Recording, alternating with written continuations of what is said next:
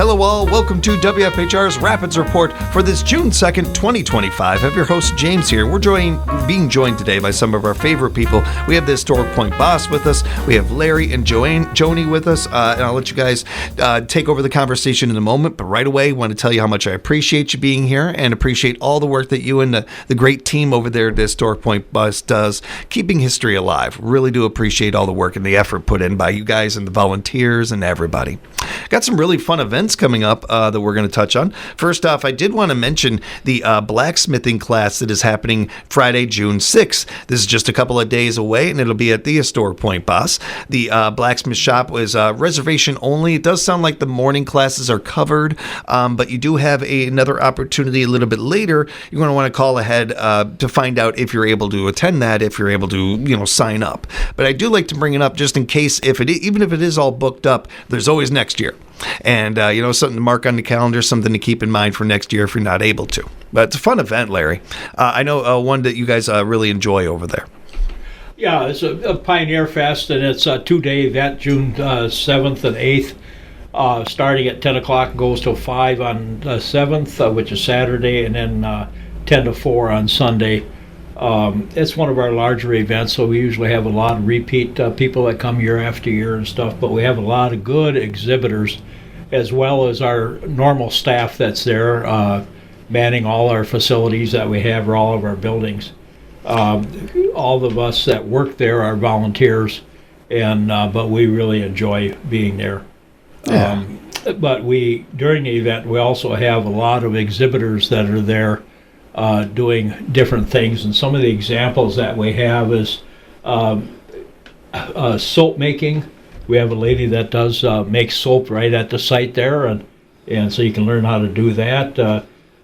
Joanie, that's with me here, she has an event that's called Tea for Two. It's one of my wife's favorite events. It's Tea at Two. Tea at Two, yeah. Joanie, can you tell us a little bit about that event? What do you guys do with that? Well, I am a character out there, so yeah. The character. Character. Yes, I apologize. I am an actor. I should have known better. You're absolutely right. Yes, the character does. Yeah. So, my character comes in to visit Mary Wakely, and I bring a little bit of society that she left in New York when they moved out to Wisconsin, and a little bit of the finer things that you don't find in the wilderness, on the river there. But we do serve 3 different flavors of tea and 3 different sweets to complement them. We talk about clothing, relationships, and all kinds of great stuff, and it's always fun. We have a great time. Go ahead, Larry. And this year, is the fashion show going to be before the tea at 2? Yep, we're having a historic fashion show at 1 o'clock, and then the tea is at 2 o'clock. Oh, it's a fun idea. So fashion from the era of that time, and you get to show a little bit of that? Right. Historic Point Basse is a little bit different in that they don't hone in on just one era. It spans different different generations. Yeah. We basically have 3 different time frames out there. One is at the cabin or bunkhouse, cabin or the trading post. That's about the Voyageur era, that's 1600 to early 800s. Then they have the Wakely site, which is the main building that we have there, their home, and that's from about 1840 to 1860. And then we have the schoolhouse, and now we have, it's not finished yet, but we do have the Saratoga Town Hall there, and that's the late 1800s to the early 1900s. So we actually have 3 different time frames. That's actually really nice to clarify. Thank you for that, Larry. I appreciate it. It's a great points, Larry. Again, I appreciate that. So when it comes to that, you'll have the fashion show before, and then the tea. How long have you been doing this, Joanie? Like how? Well, you're going to age me if I tell you. I shouldn't have asked that question. That was a really bad question. I should know better than that. But it's just it's something that I know how popular that this particular part of the event is, and I imagine over the years you've had the opportunity not only to do this but see kids get older doing it that attend every year, which I hadn't thought about that part of it before. That's really cool. That's a very exciting part of it. It's over 20 years we've been doing it. Really? Wow. That's wonderful. I wouldn't have guessed it by looking looking at you. Wouldn't have guessed it. No. I'm trying. But when it comes to that part of it, not only an exciting part of that, but one of the fun things about this event is the demonstrating the history and really getting a chance to not only pay respect to the people that paved the way for us to be here and all, but to be a reminder for the younger generations when it comes to this stuff and being a part of this in a fun way. There is all kinds of other things going on with the event as well. Well, as they say, you only learn through history. Yeah, right. And with that, we have so many other things out there. If I can just a few things. And a fun thing that we have is tomahawk throwing. A lot of people love that. Well, it's become a popular thing now. Absolutely. We got a shop right over by us here and everything. That we've been, as a team, itching to get over there and test it out. So, that's a cool one. That. But we even have a gentleman there that's a little about out of our time frame. He's actually talks and has a very good representation of the Ice Age period. Wow. So that's a little earlier than I time period. Yeah, a little bit. But he's got an excellent. He camps there and stuff, that's and awesome. He's got a lot of exhibits. But more to our time period, we have Wisconsin River lumber rafting was a very, very big. I think that's probably what Point Basse is noted more for than anything. Was the Pioneer Road and the Larry's our expert on the lumbering, and he's in the bunkhouse. He's great. Yeah. I think our first conversation, Larry, was about that particular topic, and you blew my mind with some of the stuff you were telling me about it and everything. It's I think one of the more interesting and more important things you guys do over there, really covering that topic. The farther we get away from it, for one, the more fascinated young people are by the whole process. But I also think it again gives a chance to pay homage to something that we just don't see as much anymore. Right. Oh, definitely. Yeah, because everybody out there, I think that works there, just loves history, and we love talking about it. We'll talk your ear off. So, but then for those like myself that enjoy the finer things in life, we had lots of good food out there. We have homemade ice cream that we'll be putting out, and we have our Ma Wakely's Kitchen, which has a lot of good delicacies there for you. Fry bread. Fry bread is one of my favorite ones. Yeah. Some of the crafty things that our vendors will be doing is some snowshoe making. Yeah, we have a gentleman that does that. He's very, very good at it. The spinning and weaving, that we have a lot of that up in the house. Mm-hmm. I don't know if somebody else is doing that. One of the vendors. I'm not positive on that. I'll look into it. that. Well, and then. We have a group that comes in from around the Milwaukee area. They're Civil War era, but they are experts. They're the historical timekeepers, and they fried donut holes. Last year. But they're one of our main participants in our fashion show. As well, because they have some fantastic outfits. And they are very knowledgeable. Yeah, they really know their stuff. And that leads us a little bit into our upcoming event in July 26th and 27th is our new Civil War event we're having out there. And I believe the historical timekeepers are coming to that as well. They can't this year. They can't this year. Okay. Oh, I know they did the last year, didn't they? I think they did. Yes. They were here.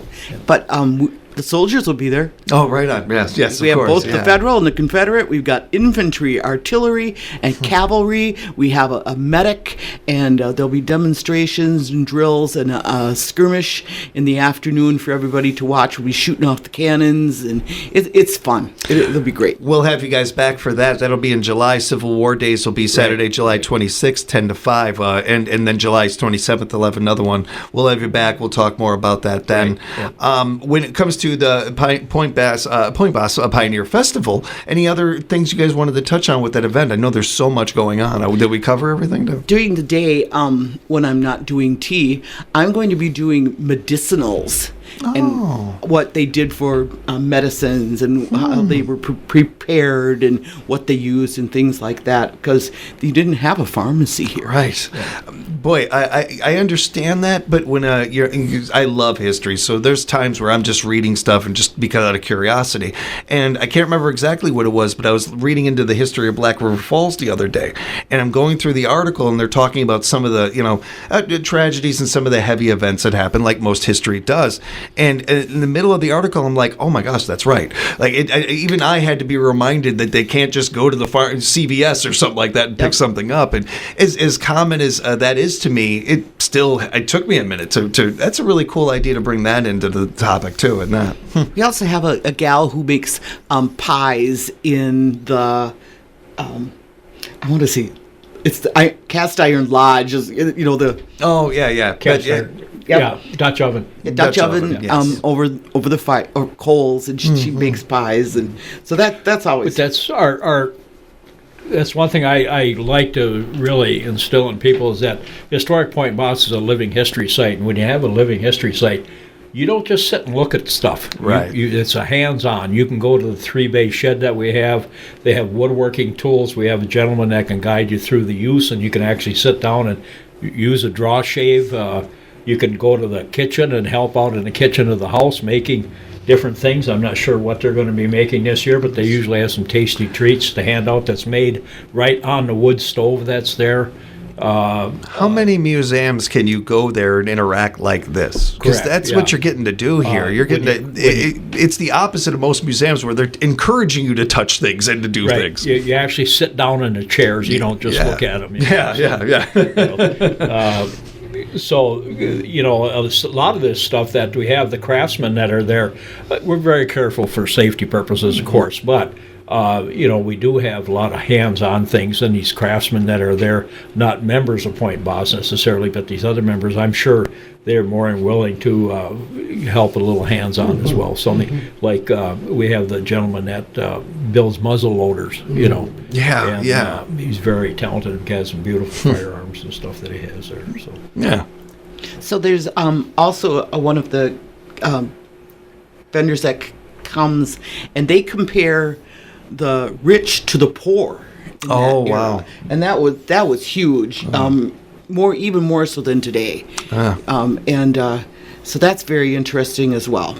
The first and foremost thing I would say is certainly how family friendly and how fun these events are and everything. But again, the here and there opportunities for us to remind people of not only what people went through and how they got to us to this point and everything, but I think there's also hopefully a perspective that comes with this too, an appreciation not just for the past, but even what we're going through in this day and age, and sometimes realizing, hey, have some perspective, have some understanding, and I know for me sometimes when I think, oh, this was hard or this was difficult I went through, and then I think about my grandparents, I'm like, you know what, I'm going to stop. It isn't that bad. Actually, my stuff isn't that bad in comparison or something like that. I think that not to make light of it or anything like that, but I think that doesn't hurt. It's one of those things that kind of reminds you of like, hey, I've got it pretty good, or I appreciate this or something. But one example, and I've given speeches at different organizations and stuff, and one thing I talk about the lumber rafting and things like that, and one thing I like to bring out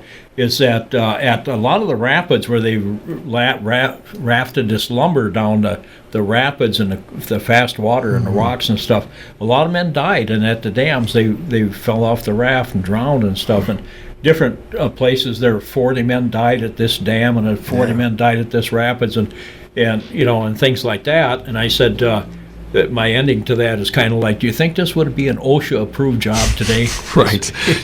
So a little perspective on the past versus today. Yeah. Well, and the amount of things that came from all those times. I like that stuff. That's a great example. It's a great one. And it's a great event. We're excited about it. Again, the Point Basse Pioneer Festival is happening Saturday, June 7th, 10 to 5, and then it'll be going on June 8th, 10 to 4.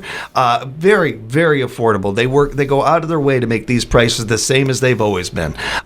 So it's affordable for the community. I think it's a really cool and really classy thing of the Point Basse to do. I think the best way we can honor that is by attending these events and showing up and making sure to help keep history alive over there, along with certainly volunteering. Always like to encourage people to volunteer if they can.